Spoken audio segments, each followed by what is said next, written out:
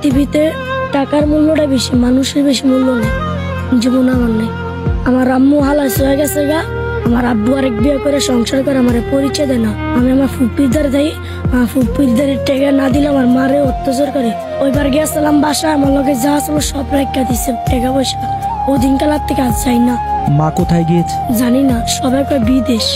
মা না থাকার অভাবটা কি বোঝো তুমি? আজকাল রাস্তায় তো না ভালো খাইতে পারতাম, কিনতে পারতাম, ঘুমাইতে পারতাম, ঘুরতে পারতাম, সবই করে থাকতো।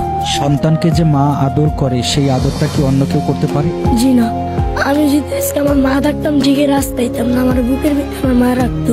মায়ের কথা মনে পড়লে কেমন লাগে তোমার কাছে? আমি হারাইতে প্রতিদিনই কান্দি, মার কথা মনে এলে সব সময়। তুমি গোসল করেছো কতদিন আগে? অনেক আগে গোসল, শরীরের অবস্থা মহিলাতে ভরা। বাবা যে তোমার খোঁজ খবর নেয় না, কেন নেয় না?